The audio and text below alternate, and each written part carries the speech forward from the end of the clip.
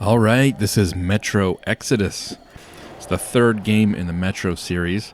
Came out a few years ago, but I just recently picked it up. It was like $15 on Steam, and it came with Metro Exodus and the enhanced PC version. So the enhanced PC version came out recently with the PlayStation 5 and the Xbox Series S or X version. And it requires ray tracing, so it'll only run on like an RTX card or like a 6000 series Radeon. But when you buy it on Steam, you get both, so just make sure you download the appropriate one. Like I said, this game came out a few years ago, and it is the third in a trilogy of Metro games. But I've only played, really, this one. I tried the other two when they came out, and I couldn't really get into them. I found them kind of slow and sluggish, and even, at the time I had just a mid-range graphics card, and I don't know, it didn't seem like the game ran as good as it should have for the hardware that I had. Again, it always felt kind of sluggish to aim the weapons really quickly. It wasn't a fast-paced first-person shooter. This is a single-player survival horror style first-person shooter. And despite having not played the first two, I'm really getting into this one. First of all, I think it runs a lot better for what it is. I'm just playing this on a Radeon 5600 XT, 6GB. It's a mid-range graphics card. But I'm actually running it at 1440p Ultra, which was a big surprise. I wasn't expecting that. I thought maybe 1080p high. This is a modern game, looks really good, but it actually runs really well on mid-range hardware. I'm averaging about 60 frames per second. I think it's like 58.4 is what I've been averaging. But I'm on a FreeSync monitor, so I've got G-Sync turned off, and it looks perfectly smooth. There's no screen tearing, there's no stutter. Actually looked like it was, a solid locked 60 basically. Lying to you, to me, to everyone, the whole fucking world, and not even batting an eye. This game is a direct sequel to the first two. You play as the same character throughout these three games, so I do feel kind of bad not having played the first two.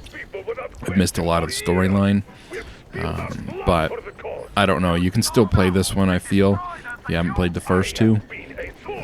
But obviously it would be nice if you played the first two.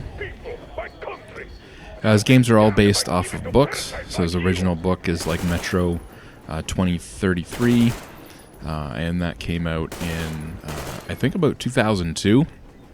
It's a Russian author, and the book is very much inspired by like Roadside Picnic, maybe the Stalker movie, the Stalker games.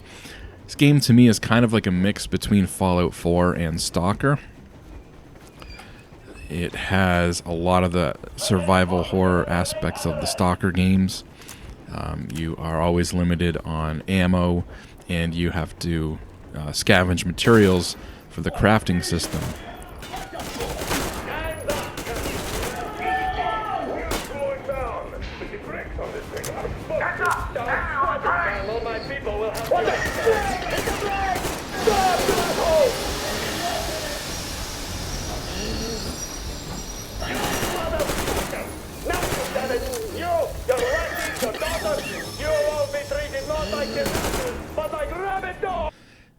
So there's a crafting system in this game to make your own ammo. It's very simplified. It's kind of like, reminds me of the Tomb Raider reboots. So it's not super in-depth. It's not like Fallout. You know, the customization and the crafting system is not nearly as sophisticated as the Fallout games. It's a little more streamlined. And same with the weapons upgrade system. Very similar to, you know, like the Uncharted games. Or again, the Tomb Raider reboots. So very simple, straightforward modifications you can unlock for your weapons. If you've never played the Metro games, you have like a radiation detector on you and a gas mask, and you have to wear your gas mask at certain times. The gas mask requires the filters to be changed out periodically, so you've got a timer on you. Your gas mask can also take damage, and you need to fix it on the spot. Again, if your gas mask is damaged or you run out of filters, you will die if you're in an area where you need the gas mask. So again, a lot of survival horror aspects here. You've got limited ammunition, you've got limited filters for your gas mask, and a lot of times you'll feel like you're just making it through, and that's the way survival horror should be. I'm playing this on the normal difficulty. I think there's like 5, if I remember correctly, so there's like 2 below normal, and there's 2 above normal, but I find it just right for me on normal.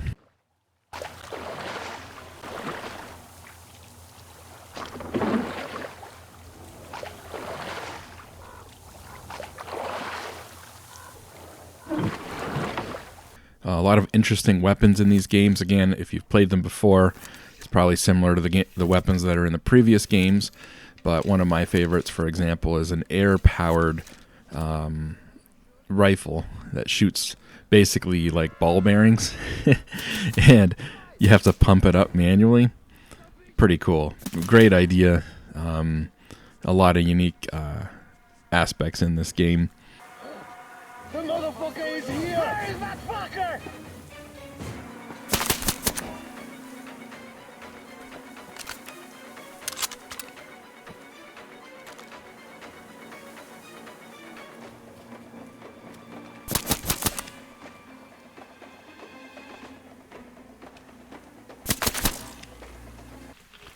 But again, if you liked either Fallout 4 or the Stalker games, I think you're going to love this game. It's a little more mainstream than the Stalker games. Those games, you know, it takes a certain type of person to get into the Stalker games. They are very much on the survival side, and they throw you into a really big open world, and you're kind of just expected to figure things out on your own. So this is a little bit more straightforward, a little bit more linear. You have these open world areas, but you move from one area to the next in a linear fashion. And so, yeah, you've got somewhat of an open world feel, but it's not a full open world game.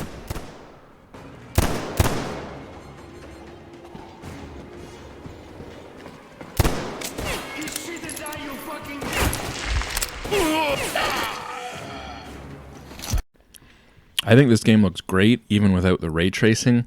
From what I remember, the ray tracing in this game is only for the global illumination. So the way that the sky lights up the area, the way that light comes through windows from outside. But I still think one of the best looking things about this game is the global illumination, even without ray tracing.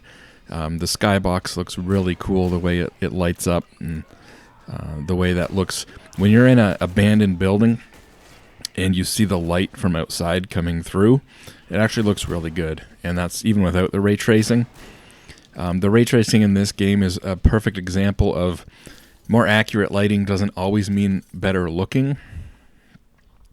Sometimes it certainly is better looking, but a lot of times, you know, if you have a side-by-side screenshot with and without ray tracing, there's times where to the average person maybe the non-ray traced version looks better. Again, it might not be as accurate with how much light's coming through a window and how much of that light is lighting up the inside of an area, and where the light's hitting. It might not be as real world accurate, but it still looks really good. So this is a really good looking game with or without ray tracing.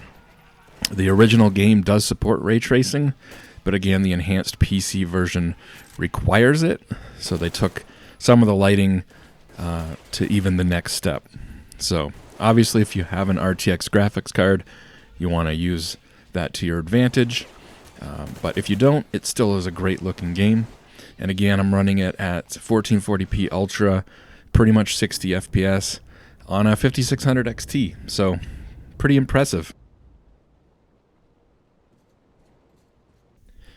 Yeah, I'm really enjoying this game.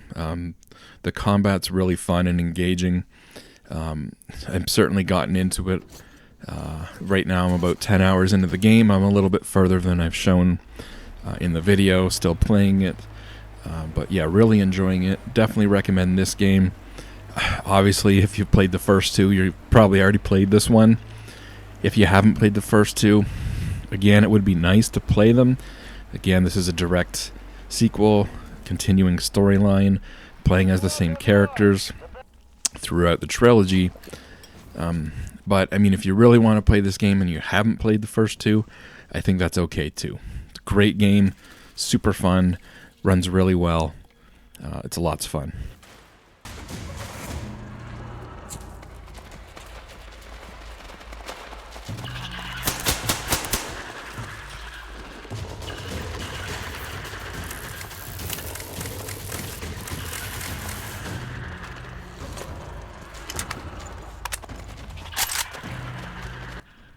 So anyways, that is Metro Exodus.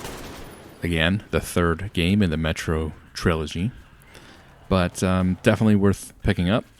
Again, super cheap now. I got it on sale for $15 Canadian, and it's been on sale a few times on Steam. So just keep an eye out for that. Definitely worth picking up if you can get it on sale.